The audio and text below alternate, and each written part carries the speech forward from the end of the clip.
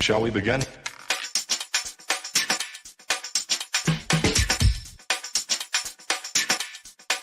Let's begin now.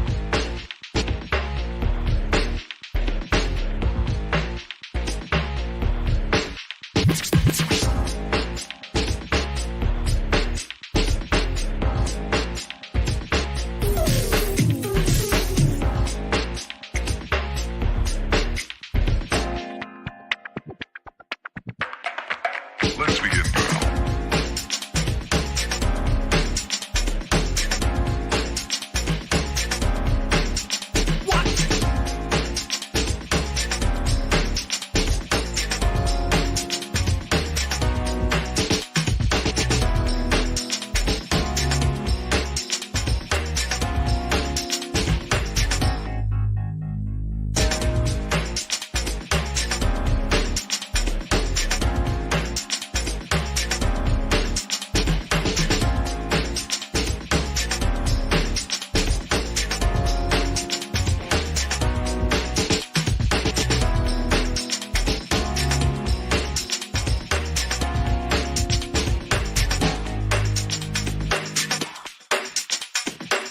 This is not a drill. Repeat, this is not a drill.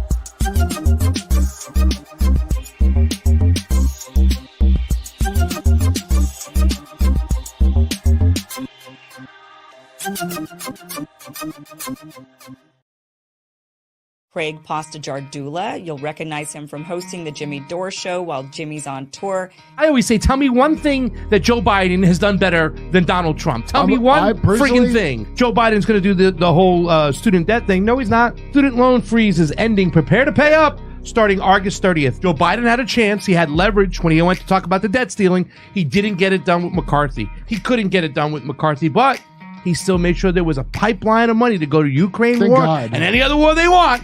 But student loan forgiveness, it was worth it because they're winning. that was their crown jewel. Didn't get it done. How many people has Joe Biden been guilty of killing? That's right. Joe Biden was for every single war, including the Iraq war. He was a senator with the Democrats, and he's the one who brought it to the table for George W. Bush to have his illegal war. Maui fire victims faced evictions and cutoffs. Can you imagine this? The fact that they're sending all this money, they're arguing to send all this money to Ukraine, and they won't even help these people out. They don't have money to help the citizens who lost everything, but they have money to fund war. We're going to be here every Tuesday and Thursday at 6 p.m. Eastern. And now remember, it's time for Pasta to Go. You know, I got something to play for you guys really quickly to start the show. Watch this. The U.S. military is the greatest debt to life for the people of the fight. No other nation on earth has stolen our land, poisoned our water, and displaced our people at gunpoint. Only you. Only the United States of America. And now you ask us, a population driven into poverty as a result of your policies, our opinion on the renewal of a lease on land that you stole, that you bombed, that you poisoned, and that you refused to pay for the lease of. In honor of our Ohana and White night last night, I ask everyone in this room to stand up if you're against renewal of this lease. Aloha aina. Aloha aina. Aloha aina. Love you. The only conversation we should be having tonight is to set the timeline for the deoccupation of Kahuku and to ensure there's a budget created to ensure that every bullet fired and every bomb exploded in this region is cleaned up. You stand here tonight as the representative of a commander-in-chief that is actively committing genocide in the world. The only important thing for you guys to do is to look in the mirror, find your values, and turn in your uniforms. And make sure that you clean up on your way home. Oni papa home. Now, that's all about Thursday, ladies and gentlemen. I just had to play that because it just got me so amped up and so upset and so disgusted at the same time.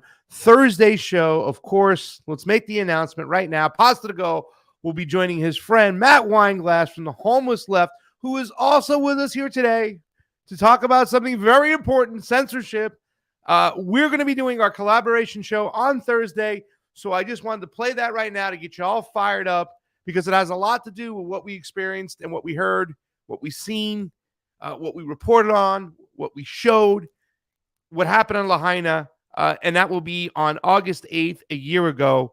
Let's bring in Matt Weinglass. Matt, you don't like to call it an anniversary of sorts, but this Thursday, we're going to be going live from your studio to do the show and talk about what happened in Lahaina. I wanted to play that to get fired up, and I figured we'd start the show and get it out of the way and let everybody know what we're doing this Thursday, a year removed from the Lahaina fire. Thank you, and welcome to the show.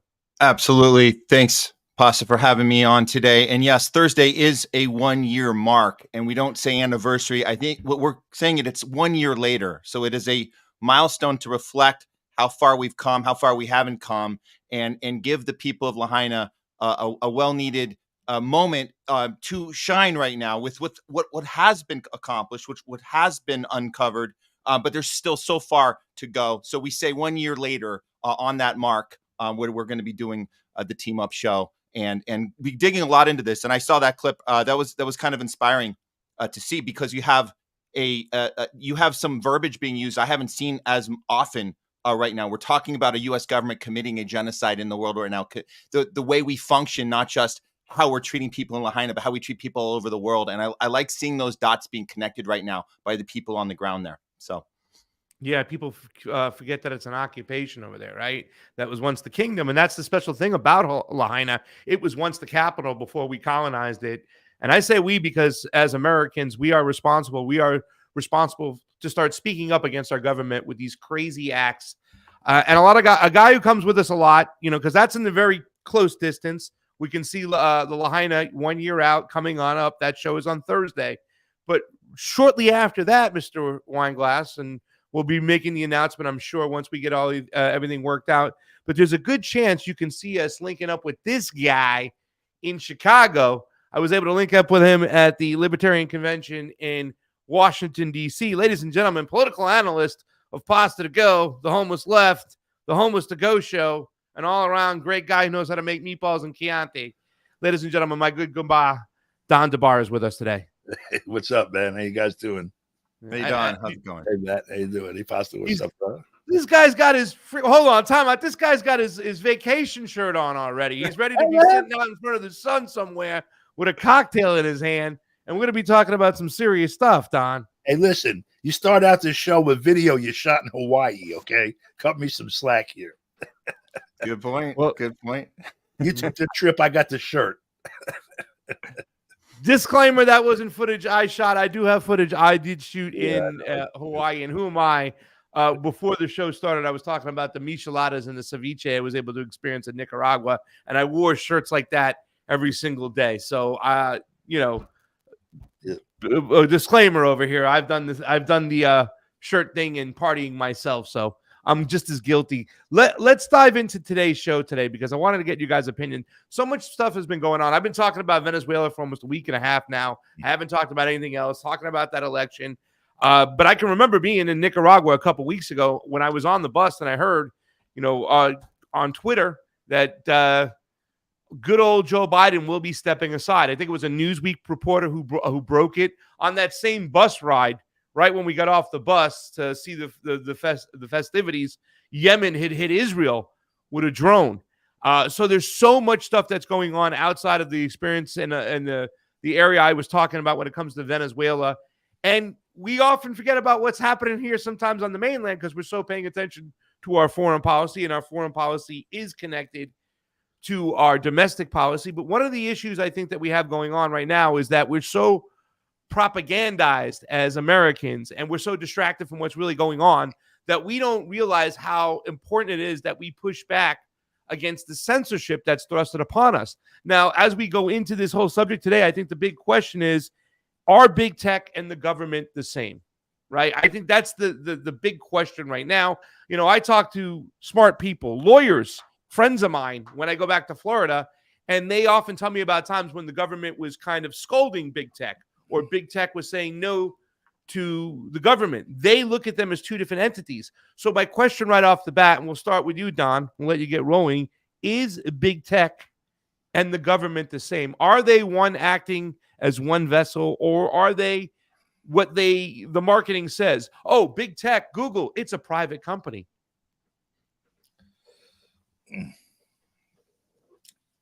I mean, it's an organism for sure, a unitary organism. It's a complex organism. It's not a single cell organism. It has millions of cells, certainly dozens of centers of major decision making.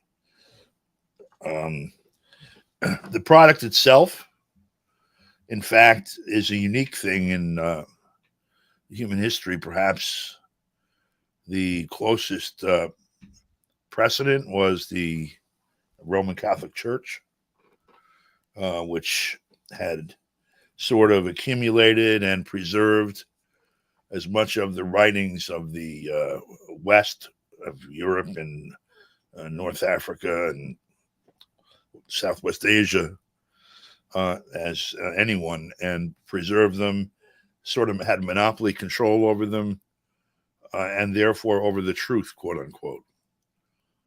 Particularly the role that the Catholic Church played in the administration of society during the feudal period, even pre-feudal and particularly feudal and post-feudal periods up until the Reformation, and even today in some ways. parallels it.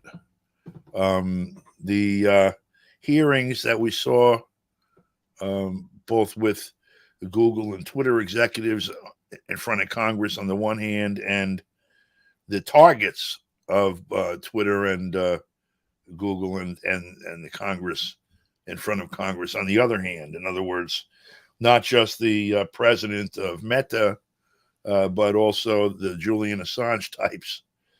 It might as well have been Eric Idle and an imitation of the Spanish Inquisition or the actual Torquemada. Except that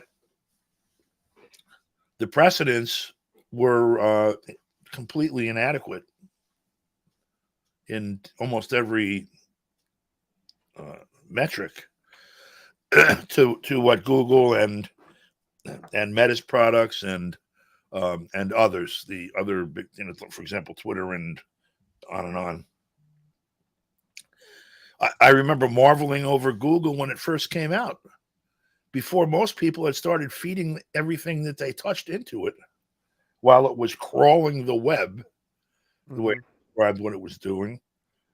The web itself was kind of a new concept to most of us, even then. And the model certainly then seemed to be, let's make this entire project as open source as possible. Let's encourage everyone to share everything here. And let's make the indexing and search engines as responsive and open as possible to encourage utilization. And then they more or less assembled pretty much the entire body of knowledge of humanity, and then started to privatize it, in essence, both in terms of securing property rights to the extent that they could, to the actual materials. Oh, yeah. Well, yeah, Leonardo da Vinci did paint this in 1588 or whenever, but we own it now. Yeah, that was, I don't know. We got a deed to it somewhere back here. We'll find it. We'll get back to you. Either things that were in the public domain suddenly fell back into the private domain because, well, this is a private image of this public domain item, and if you want to go find the original, you're certainly, you have access to that without any copyright issues, but this belongs to us. So you can't spread it around. All kinds of novel concepts for property law, IP law, etc., accompanying the development of this control of this huge information resource. Who controls the past controls the present. Who controls the present controls the future. Politicians understand this when they run for office. If Google doesn't like them, no one ever hears of them. So while they're blustering in front of a TV camera at one of these characters at one of these firms, they understand where power is, even if it's hidden from us. However, people think about these power centers as being necessarily sort of focal points that create adversarial relationships between the people or the groupings around other focal points, when in fact anyone really looking at it objectively from the side of control understands that the whole is greater than the sum of its parts. You and I feuding over who's going to be the boss of this dance that we're doing, who's going to lead, means that we leave out this entire ballet that we should be performing right now that, would make this, waltz look like a waltz. And so I don't know, when I'm looking at Schumer and Zuckerberg or, and these other characters sitting in front of a committee or sitting at the head of a committee or looking into the eyes of the media and the people and saying what they're going to do about this, that, and the other thing that the other one is up to. I just, for some reason, it seems to me that they understand more than anyone that when they work and coordinate, they have their power is really pretty much not able to be rivaled. Certainly is about as close to omnipotence has ever been possible before. And so I think these people who spend their entire lives, sometimes generations of people in their families and circles, developing an understanding of power to allow them to obtain and wield it. I think when this unique historical circumstance lands in their lap or lands on their face and starts dancing, that they understand exactly what it is. And I don't think they're fighting at all. I think the fight is between them and us. It's interesting because when you started off talking about the Catholic Church, I knew we were going to have a Donism, right? Using history to teach us what's going on today, right? And I think that a lot of people do. Look, 20 years ago, I was programmed, Don, to just think completely everything was motivated by finances, right? By just, if there's anything done maliciously, it's done for the sake of money. I don't necessarily think that, right? I think there is something a little bit, there's a bigger plan. It's more about control than money. And I think that is on the forefront nowadays. And when we see this happening, even though we have to kind of go and take these stories at its basic level, right? Like at the beginning and unpack it, to me, it just seems that it's nothing more than theater when we see these things. And we're going to look at these things, right? We're going to look at this Flaherty gentleman who now is Kamala Harris's campaign manager, was also one of the digital directors over for Joe Biden, how he curtailed speech, how he suppressed things, and everything's wide open. To me, it's more than the story about somebody from the Democrats in a situation going and talking to big tech, right? And acting is almost like if this person's forcing that person to do something. There's something bigger there, right? When you talk about the Catholic Church, I think they had their eyes more on the prize. Currency was something different than them. They had all the money in the world. The Vatican itself is its own city. Let me let you jump in, Mr. Weinglass. You could take it back to the original question if you'd like. Are they one and the same? Is this just theater we're witnessing over here? Is there something bigger that's going on? And then why is it important for us to come have a show today and dissect these two situations we see in front of us? Go ahead, Matt. Yes, I do have to piggyback off Don here because it is always important in these moments like today. And I'm glad we're talking about this right now because we do have to look at historical context and all we have to understand the theater behind this, because it's 100% theater. To fully understand it, we have to see how other industries have been captured and are one and the same with our government. We can see it in every way possible, from our military being completely aligned with our government. It's the same thing. We've been following Big Pharma. We've seen how they've aligned starting in the 80s, really, and have been joint at the hip ever since. The media itself has been joint at the hip with government. So the fact that this theater that plays out, and we as in most people fall for this, they don't pay attention and they think there's some battle going on. All we have to do is look for the signs. We talked about this before, about these big reveal moments we've had. Like for example, off the top of my head, I could think of the moment that Zuckerberg was on Rogan and just blurts out, "Oh yeah, I meet with the CIA FBI every month, every 30 days. Really? What do you meet with them about? Oh, they just give me pointers and guidelines and suggestions of who to cancel, who to censor, who to get off the platform, for safety." And Joe Rogan says, "What do you mean? Okay, so these are suggestions then. Okay, is there any suggestion they've given you that you haven't listened to?" And he goes, "No." Okay. So we're not talking about suggestions. We're talking about orders. And Zuckerberg is just an example, but he had no problem going in and just admitting this on, with 8-9 million people watching. It's pretty fascinating. So that's a marker. Today's certainly a marker, looking at this court case and seeing how people are responding to it. But we have to look at the full context of how our government actually functions in our capitalist society, where it's actually called corporatism. That's what we call it. This is the merging of government and corporations. Big tech is part of that entity, and we're watching it play out. Today might be something of a good moment to look into, but overall, it's nothing that we ever see we come back for. We never see these organizations, these entities, they're organisms. We never see them unjoint at the hip ever. They kind of get stuck, and then that's basically it. So who knows what happens next, but this is definitely a good moment to talk about and get, like Don was doing, some historical perspective on what's actually happening right now. It's the corporatism, the fascism, right?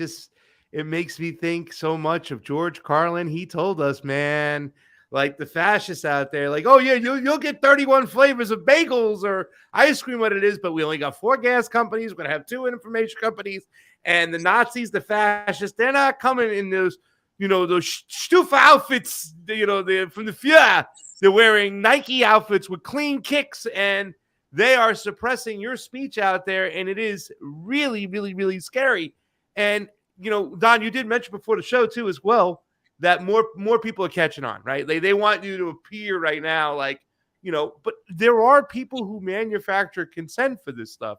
There are people who believe that we should suppress speech because of hate speech. Because, there's this video out there with this old man at a school board going, "Thank you, stupid idiots, and ugly women," or whatever. And he goes, "That's not freedom of speech. That's being insulting." And he walks out.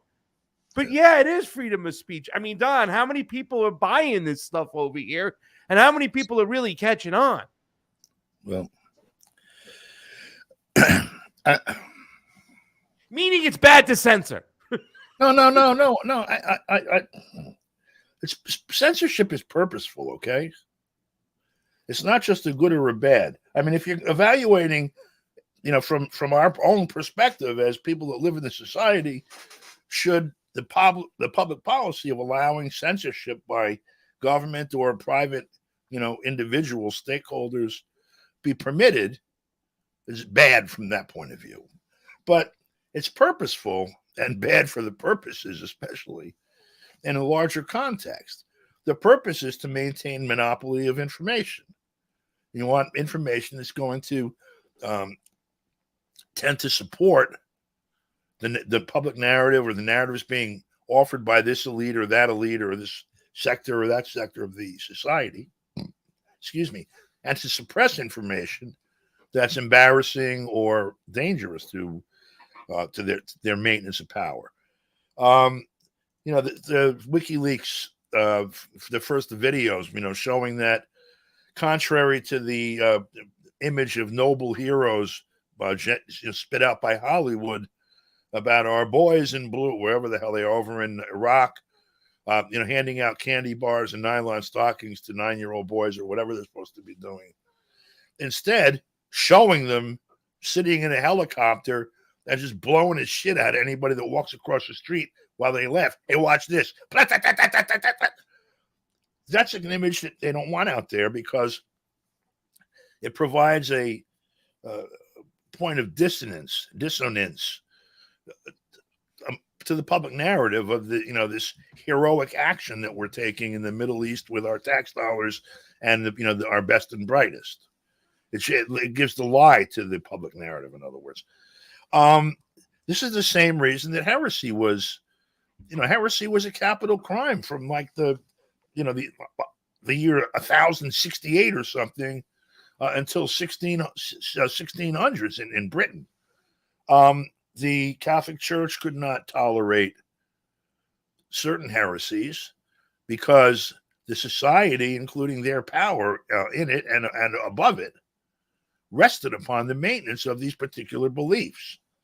Mm-hmm. Because this is, before the Enlightenment, before the widespread understanding of science and physics, mathematics, people relied on, commonly held beliefs as their perspective of, how things are, their understanding of the world. And if you had a monopoly on that, you had control over their lives. This guy owns the castle and all the land around it. And there's nowhere for you to go but stay here and go out and plow and bring in food. And then we can all eat a little bit. And at the big feast at the end of the year, if you're a good boy, a good girl, the king will let you come in and you can have a meal, and you're going to get your reward in the next life. And that's the way God wants it. Now, somebody says, I was talking with God yesterday. God said, that's a crock of shit. we should be eating every day, that's dangerous. And so, as simple as it would be to debunk things, that's how rigidly the information had to be controlled. And you see that even now, because as hard it is to debunk a narrative that's spit out of every speaker, every little headphone set and all of the billions of these little speakers all over the planet. If it's the same thing's coming out of there, debunking the thing that's coming out of there might be difficult.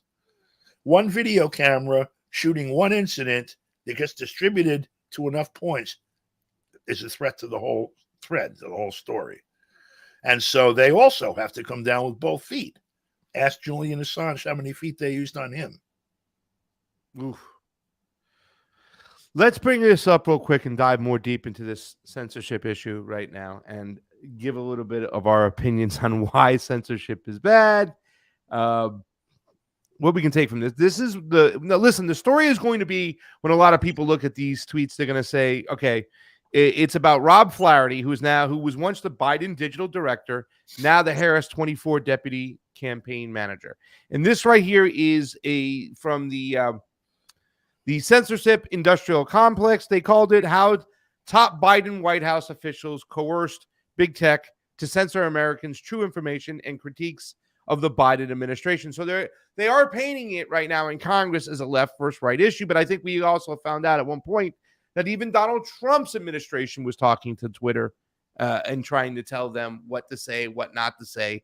It's an issue on both sides. It's not just the left versus right issues. And you better believe, from the behavior we saw when it came to the whole Israeli situation in Gaza, that they're going to have their own form of censorship as well. Remember, the Patriot Act came out of the George W. Bush agency. So now Matt Orfalea, who I've been communicating with, and I want to get him on the show to talk to about it, because Matt Orfalea is an interesting character, right? Like, Matt Orfalea has made certain videos that have gone viral. One on ivermectin, and I think that's when they put the handcuffs on that guy for good. They never let him grow.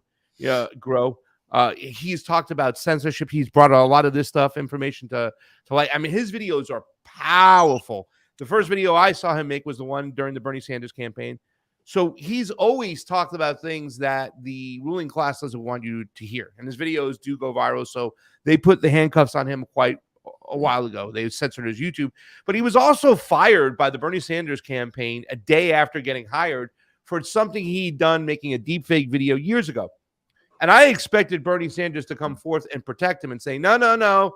This is something the kid did when he was 18 years old, and he should be forgiven for it. And we're going to hire him because he's going to be beneficial to the campaign. He didn't do that.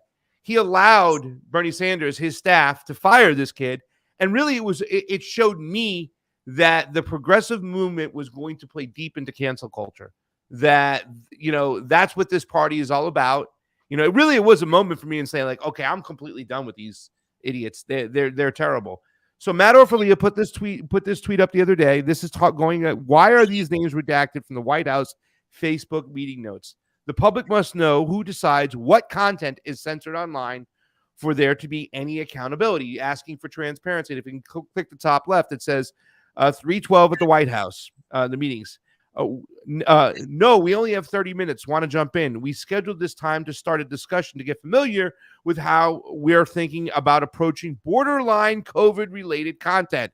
We want to have blank and blank who run our proactive work on misinformation, and that could be Mayorkas, that could be Nina, whatever her name is. You may remember from the work we did around the election. I'm going to turn it over to blank to kick off. We welcome your questions at any time. If we have follow-up, happy to schedule subsequent meetings. Now, that could also mean CIA agents. That could be an FBI. So even when we get this information, they are hiding certain identities because they don't want the public to know certain things. Certainly helpful. My question is, in terms of reduction, what scale of reduction is happening? Big question I have is, how big of a problem do we have here? What is the volume of content that falls in these categories on a daily basis? How much is demoted but still available? We see that Facebook is high news source for vaccine skeptics. So we can jump in right now. Okay, guys, and you can make some statements on this. This is telling you right off the bat. And as we get into some of these these redacted memos over here, we'll even see big tech admitting, which won't even be the story, but admitting they have ways to demote things, shadow ban things. They say, well, that doesn't go, we can't take it down, but we can demote it, we can censor it, we can silence it. This to me is scary.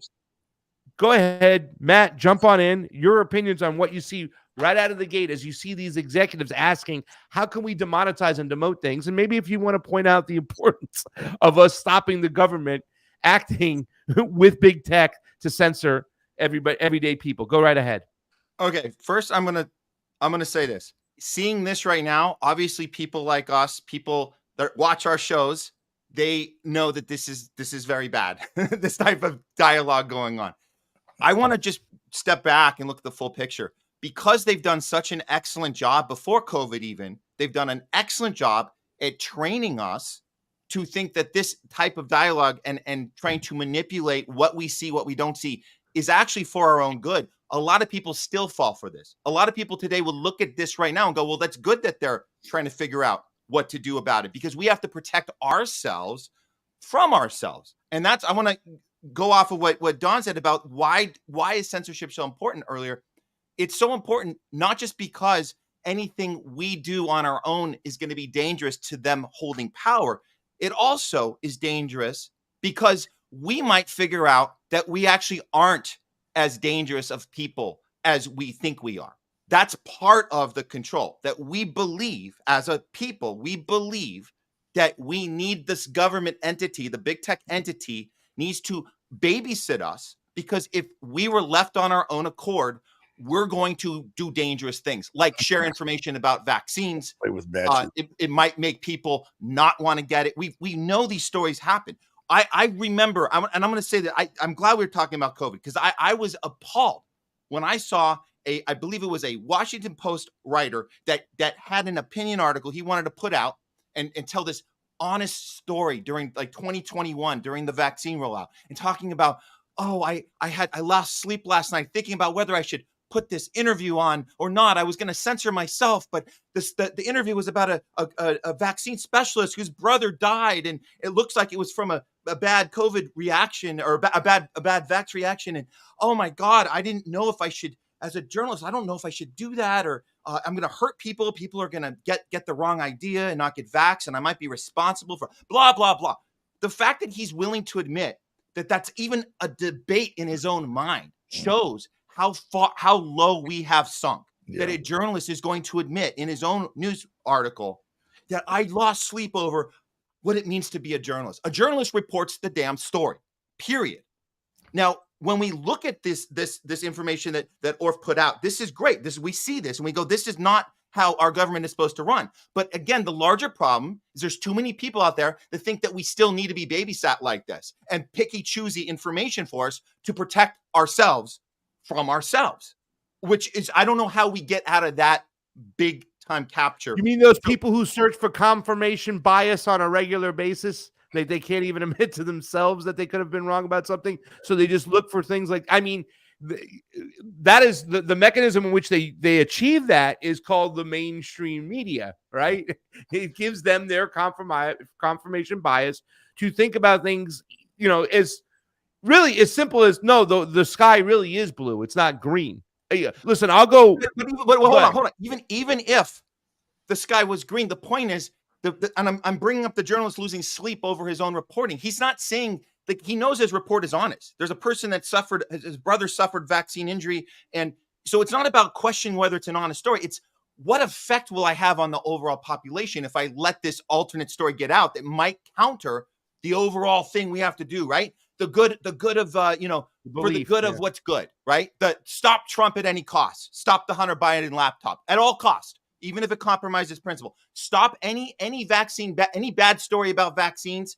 Stop them, even if they're real. We're saying they're real. We just don't want people in general to know they're real because it might have a worse effect. So we're willing to compromise everything, give the power, the censorship button of control to our overlords. And you guys protect us from ourselves, because we might share even real shit. We might share, but it might have a damaging effect because we are so bad at governing ourselves. We need you. Oh, overlords, please help us decide what to put out and what not. So this is not even about whether the information was right or wrong. It's about, should people even see it? Isn't that bad if they even see the information? I think that's a bigger problem. I got another problem. There's another problem, but it's the other side of that coin too.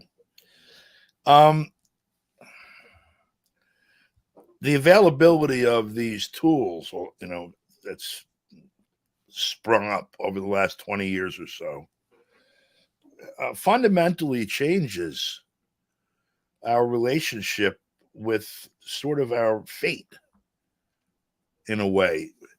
We can marshal all of the knowledge that we've accumulated over the years almost across our species to accomplish things that were never imaginable only 50 years ago, where, a guy pulling a plow, in some backwash in anywhere in the world with a little box like this can find the answer to any problem that he encounters right there. And that promises us a future that, before never even could be imagined. And when you start to monkey with that in ways, it's one thing to say, we've developed this tool that is now available to all of us that gives us control over our lives in a way never possible before, and gives us control over all of the things that we've all learned together, and makes accessible all of the things that we've learned together in ways never imagined before. And so suddenly humanity's future in the aggregate changes as a consequence of that. That's, I assume beneficially. And so now suddenly, for whatever reason, I'm a power hungry creep that fell into some money and now I own Google or something. I'm another power hungry freak sitting on a committee in Congress, and the only way I can get off with my girlfriend on Saturdays is to tell some executive what to do on television, whatever it is. Suddenly that information is not available anymore. And now a different future is being charted out for us in the aggregate. I mean, look, I know this kind of thinking, like a developmental model, it's not popular. It's useful, though, and it's used a lot. It's used, for example, in making land use decisions, things that are long-term impacts on the world, because things do unfold that way. If we outlawed writing so we couldn't communicate what we learned 2 generations ago, the world that flowed from that would be different than the world that flows from having a functioning Google available to everyone, like it used to function. If you were going to do it honestly, like you do, like we try to do or purport to do in other areas of public life, again, I'm going to say like land use, you would have an impact statement. This is what exists. You study it thoroughly, you lay it out. You have public hearings, so people say, well, you forgot that, you need that, that's bullshit, take this down, etc. And then there's an evaluation with experts, more public hearings, more input. And then finally, okay, we think that if we do this, this is what it's going to cost us in the long term and the short term. This is what we're going to gain from it. And you make a decision based on that. The thing I'm talking about here is on the order of that, only perhaps maybe the most momentous decision we would ever make in terms of public policy. Will the wealth of knowledge of humanity be available to humanity without fetters? Or is it going to be available to others for their own purposes? I mean, this is basically you're designing the future with that, on that question.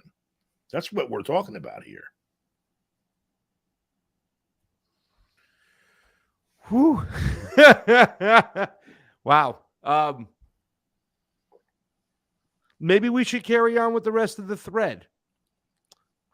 this is another point I want to ask you guys. I have another question here too as well. If you go down, you look at the one on March 21st, is Facebook public policy team followed up with Flaherty and Slavitt, stating that it would work to develop a share additional data on the most viral COVID vaccine-related content on Facebook, and would be implementing additional changes that were approved late last week to reduce the virality of content discouraging vaccines that does not contain actionable misinformation, which Facebook noted is often true content. Did they just purge themselves over here? And I think that, I mean, when I see stuff that says reduce the virality of content discouraging vaccines, I mean, isn't there something else there that they're breaking the law right there? I mean, isn't that like, you know what I'm saying? I mean, I know they have this form of qualified immunity, right? I said Section 230 of the NDAA, I point this out all the time, says they have immunity from being sued from anybody as long as they act as a platform and not a publisher, meaning they can't pick winners and losings. They're admitting right here that they're breaking that law. Yes or no? True or false, gentlemen?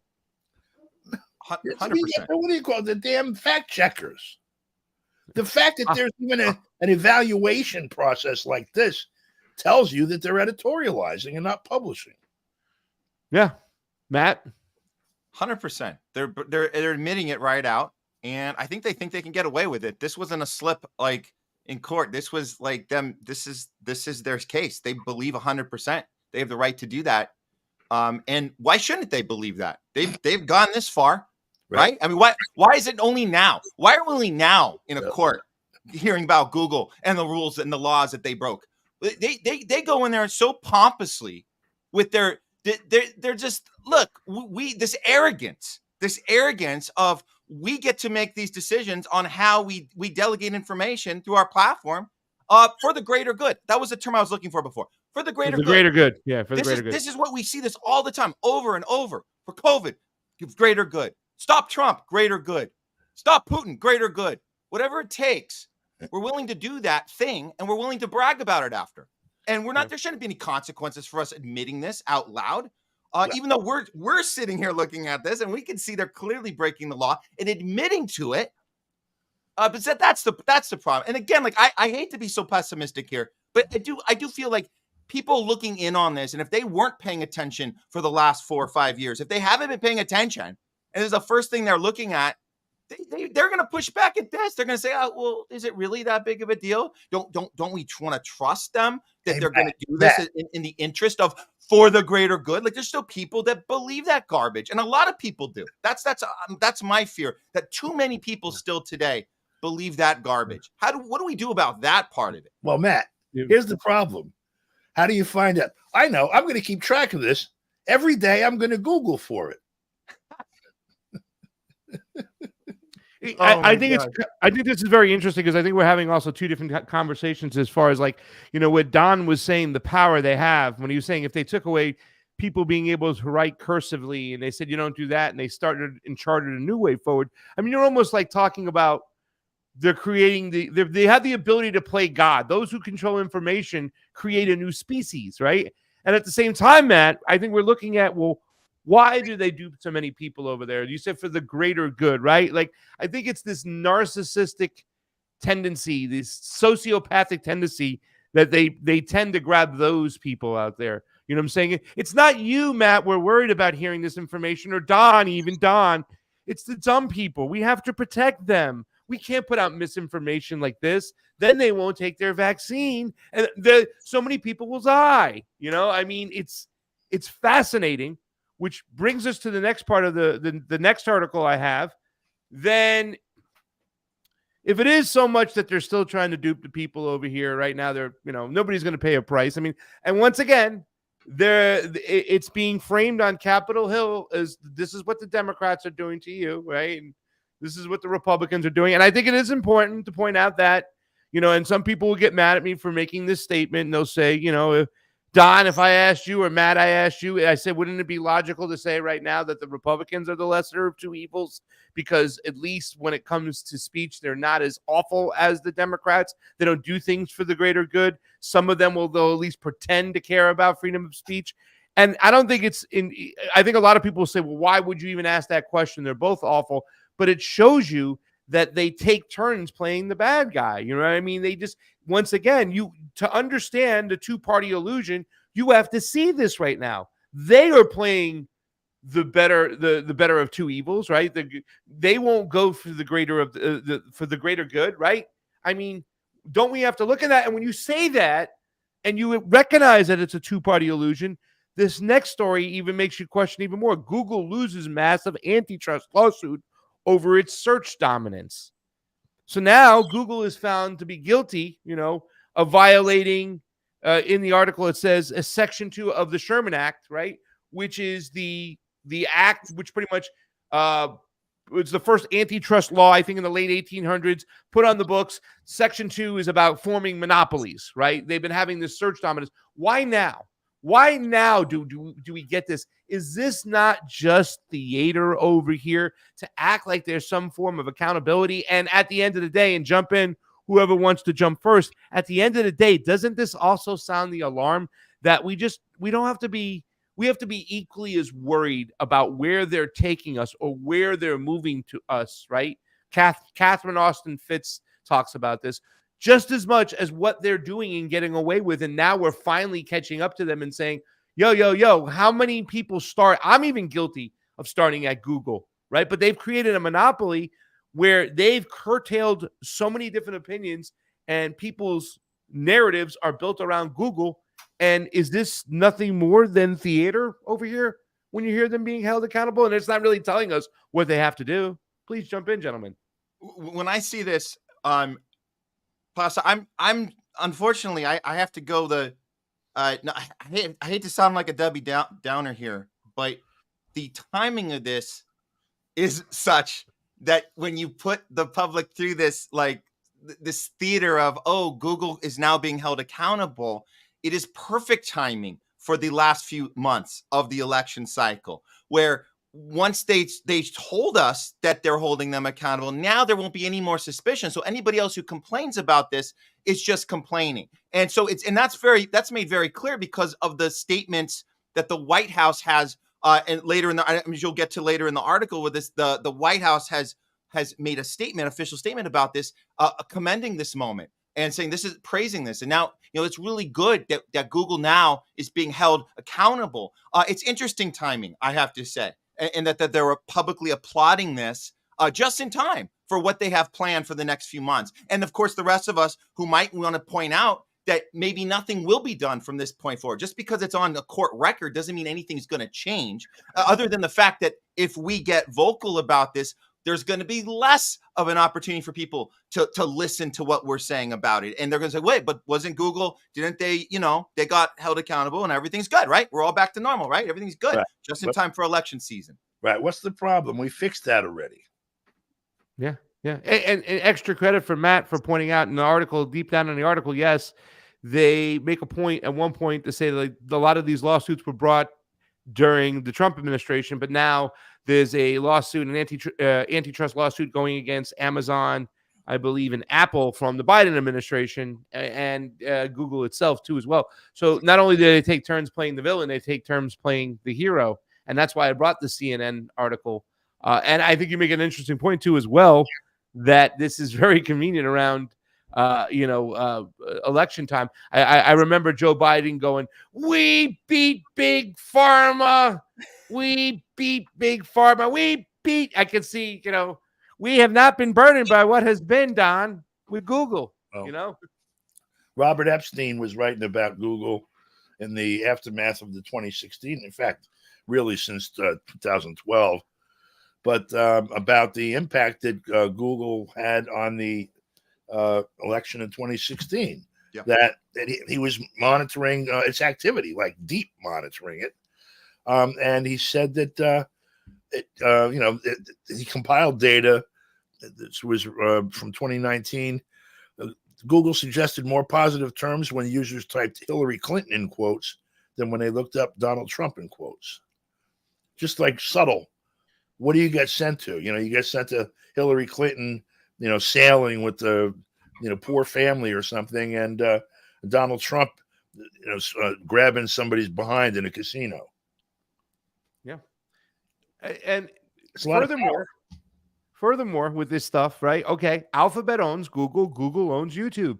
Does that mean we can now sue YouTube guys? I mean, Matt, you have a great case. I have a good case, right? Like I know if I put on the Convo Couch in Google, it was, you had to look down way below before you saw the Convo Couch, us, and they might have changed that over the years, and because we've been the dominant Convo Couch. But I mean, aren't they admitting right now that they, whether they did it on, where they can claim that they did it for financial reasons as a cover up, or right, but censorship is censorship. You got to control the narrative over here. Speech, controlling a speech is more than having finance, is better than finances. Those who control speech. And, John, you made references of 1984 memory holes kind of right now. I mean, can't we go sue now YouTube at this moment? Shouldn't we have a case now? This is what I'm saying. It's like there's a whole novel legal environment here. Property rights in the way that they have been conceived and legislated, litigated, honored, defended, prosecuted, whatever, over the last couple thousand years since Rome, really inadequate in the environment that exists now. Copyright, things that anticipated taking 7-10 years to circulate the humanity, and then people that didn't live more than 10 years after their work or whatever either. Now in a world where we have works of art, science, and philosophy and everything that are 1,000 years old or more, and they still have value, and people want to fight over that value. And you have a population who is, on the one hand, much better informed than any previous generation in history, and on the other hand, in a unique situation where the mixture of that information that they have acquired between real and virtual is almost exclusively virtual. And so rather than the things that you've learned physically that are in your brain and in your body sense memory and stuff, I can't really tamper with that from the outside other than by redefining it in a way if I can. But if the things that you've learned from the virtual world belong to me, you can't really share them or utilize them in the same way that you can the things that that you own. And so a society where both the power to recall information, because everyone they don't bother using a memory anymore, just look it up on Google or whatever, where I control the output of that, and then I control who has a right to distribute what to whom and when and where, puts me like in the middle of almost every thought you're ever going to have, and potentially that. And I'm talking about there being a new legal climate that suits a new reality. There really isn't one that we've ever conceived of before, that puts some external power like at the heart of our own personal decision making. It's not an exaggeration. No. It's the road to transhumanism, right? I mean, it's a form of it, controlling your thoughts. That's dehumanism. Yeah. Well, yeah. It should be trans dehumanism, right? They want to turn us into cyborgs. Listen, if they could find a way to plug into our nerves and stuff to get us to taste stuff and smell stuff, that smell-o-vision stuff, smell-o-vision. Which names? Forget about it. They'll have people locked into the matrix all day long. Guys, it's the top of the hour. I know you guys got to get out of here. I just want to get some quick opinions really quickly. Jamie, do you want to share your article, or do you want me to share my tweet real quickly while we have the boys here to get a little quick opinion on them? Well, that's actually Don's article. It's about Venezuela. Okay. Do you want to go into that? It's Don's article about Venezuela. Before we do that, let me ask you about this, though. Things have been getting crazy. Daniel McAdams says, I guess DC has put us on the hook for another war. Don't bother Congress. They're all asleep. And this is breaking the U.S. official statement. The U.S. State Department. We have made it clear to Iran that we will defend Israel in the event of an attack. Matt, why don't you give us your thoughts on this? This is, I mean, it is scary time when people say, "Are we close to World War III?" I say, "Close. We're in it." Not only are we in it, we don't have anybody legitimately running our government. We have these spokespeople coming out. The president's nowhere to be found. The VP's being protected. They're all being hidden, protected. And we have these warmongers, war psychopaths going out there like Anthony Blinken and the rest of them going out there and basically pushing our policy. Now, they've been doing it the whole time anyways, but now it's so blatantly obvious. And we're all caught up on this, Trump versus Kamala situation here, not understanding how close we are to World War III right now on all these fronts. I mean, we've seen what Israel's been up to just in the last week. It's been unbelievable what they've been pushing and antagonizing on 4 different fronts, really. Actually 5, if you really count them up. Aside from the genocide, they're in the middle of I guess we're heading on the 10th month of that. You're pushing war with 4 other countries. I mean, we just bombed in Iraq, a U.S. military base, not to mention attacking in Lebanon. Another attack just happened today in Lebanon. We have obviously the bombing going on in Iran. You have Syria involved now. There's so many. There's so much malicious behavior right now on the side that we are funding, and we got nobody representing us in an honest way right now. And we're just supposed to let any of these guys get up there and speak on behalf of the American people and say what our objective is right now with how we're going to stand up to Iran. It's unbelievable that we're ready for this nuclear war right now with Iran, and it could happen at any moment. This is absolutely insane. I can't even keep up with how fast they're trying to get this going. And by the way, I'm going to add this. I have intel on the ground there that Netanyahu and the rest of the Israeli leaders are underground right now in a bunker right now. That's happening right now, just so you guys know. And Don, 5 U.S. troops were injured in that Iraq base that Matt just talked about. I think I can sense with what we're seeing here, the State Department saying right now, Iran tries to attack Israel. We're going to defend Israel. It's what Israel, I think, wanted the whole time, is to pull us into this war.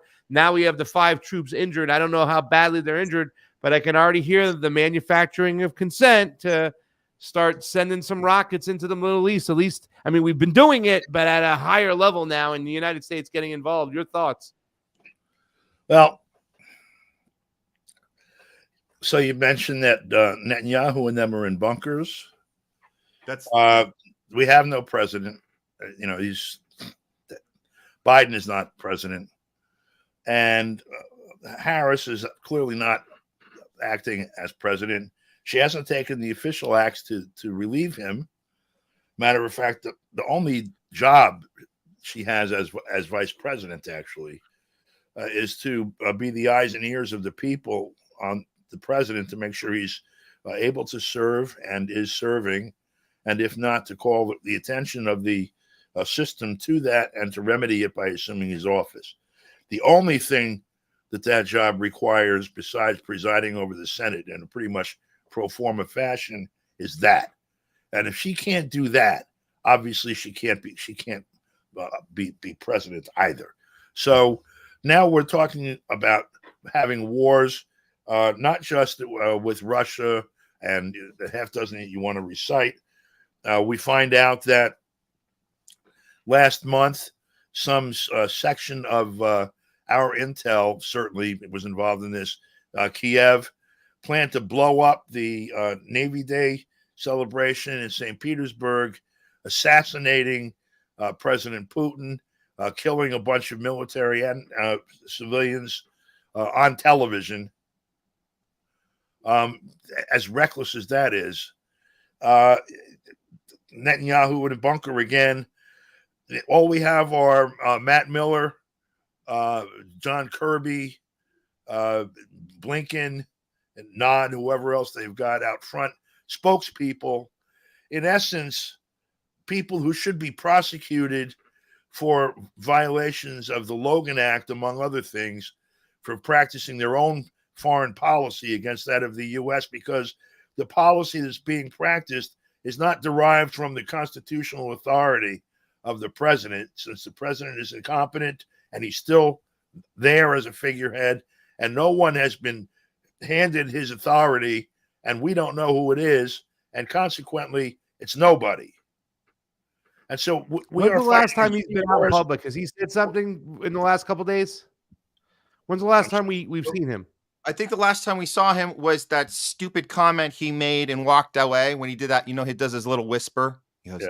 Trump should have done that when God. he was president. I think that's the last time we saw him. And of course, he bungled that because he was referring to the hostage deal in Russia, where there was no deal to be made when Trump was in office. So that's another indication, the media protecting Biden, saying, oh, he gave him a real zinger on that one. I think it's the last time we saw him.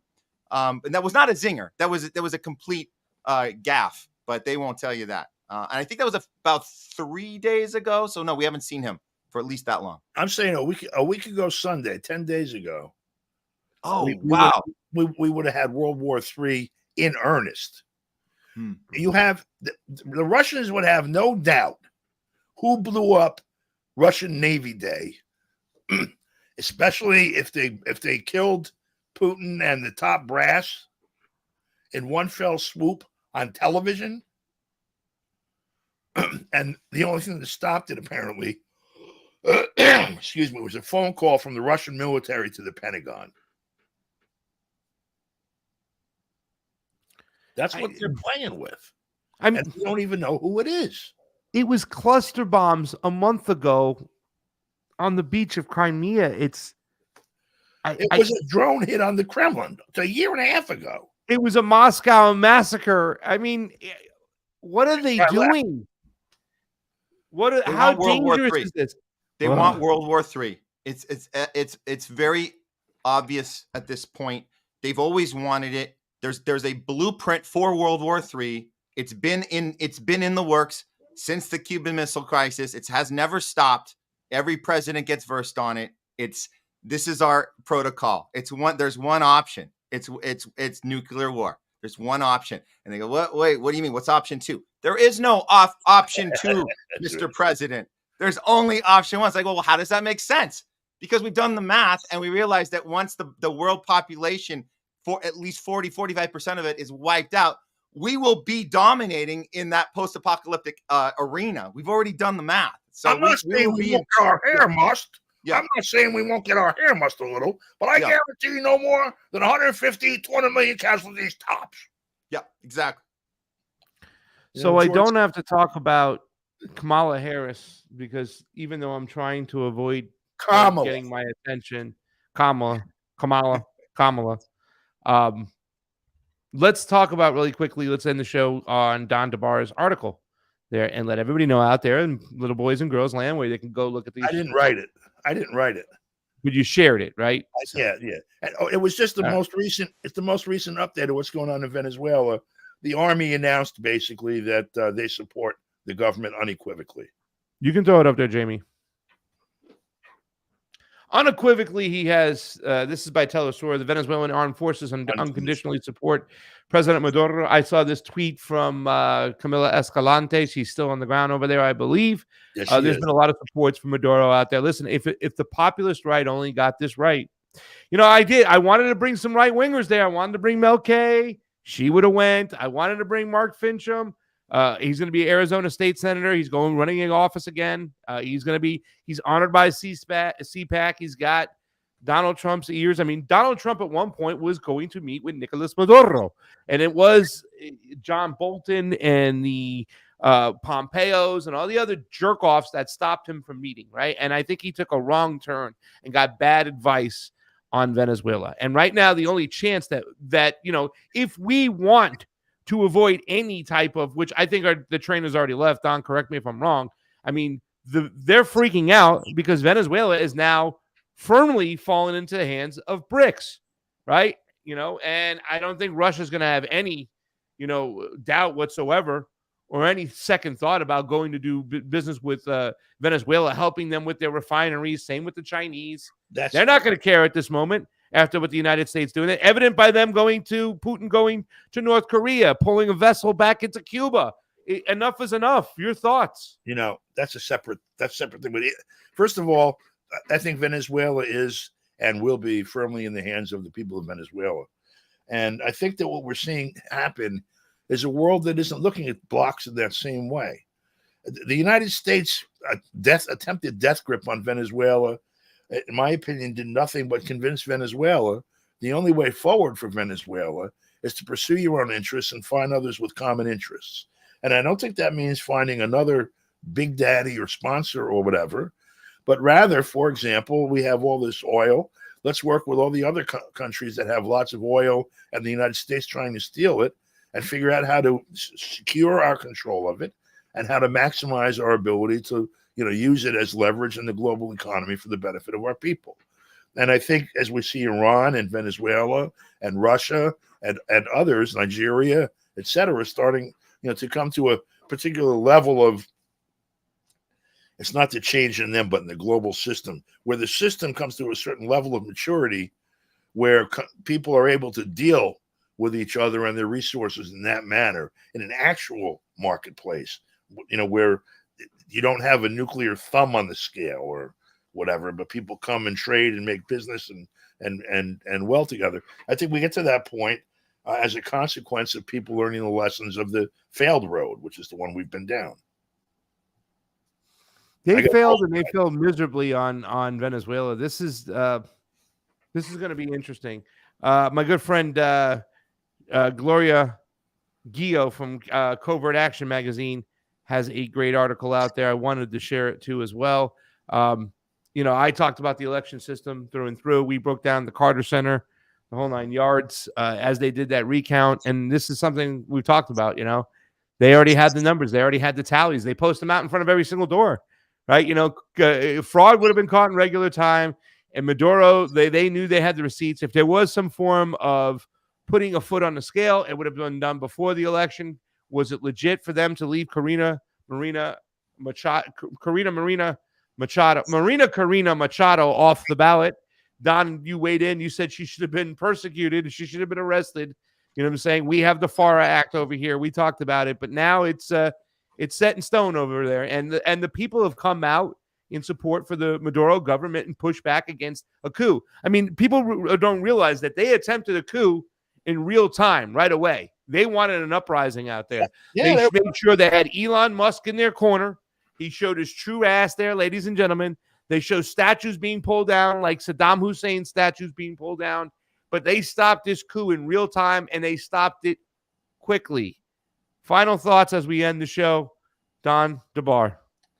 I've enjoyed this, guys. I'm looking forward to the next time we get to do this again. Matt, you go easy, and Pasta, you go easy. And I hope I'll see you guys in Chicago next week.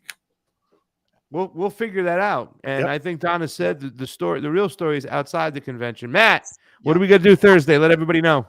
We're doing a 1 year later on Lahaina. It's the Homeless2Go special. We're going to be doing a live stream on three channels on Rumble and YouTube.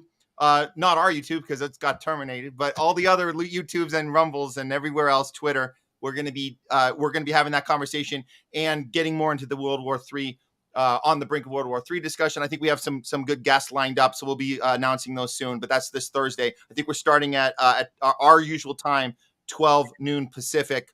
And you guys catch us on all of our Homeless Left, Pasta2Go, Convo Couch. We'll be there, 12 noon Pacific. Can I say one more thing about, because Venezuela was up there, and I just wanted to say no. Okay, sorry, no. Of course, go ahead. The Venezuelan people are resilient. They have what it takes to fight the U.S. war machine, the American imperialism machine, all of this stuff. They've been fighting this for years. The failed coup we just saw in real time. There's been failed coups in the past. They have a pretty good track record at taking us on. So I think they are going to do just fine through this process. I think a lot of other people we don't give enough credit to that are used to being on the receiving end of our psychotic war machine that we've been implementing our sanctions all over the world. And I think people have had enough of that. And I was reminded of a tweet by Kim.com, who was speaking, this was yesterday, I think, or earlier this morning, who was speaking directly to the Iranian leadership and saying, hold off. You guys are good. We don't have to do it. The Western war machine is falling. The dollar is falling. The American economy is tanked. All you have to do is wait it out. All you have to do is wait it out, and BRICS will be the thing that basically moves forward and takes the driver's seat from here on out. We don't need nuclear annihilation, and that's a message you can kind of give around to anyone in the world right now that has been suffering from us, and they're done with it. And they said, let's wait it out. Maybe that's what might happen. I think we need to focus, though, guys, on what can be, unburdened by what has been. And that's it for the show today. We'll see you guys Thursday. Thanks for everybody for watching. I'm Pasta Jardula for Matt Weinglass, Don DeBar, Jamie Cheeseless on the ones and twos. We're out of here. It's time for Pasta to go.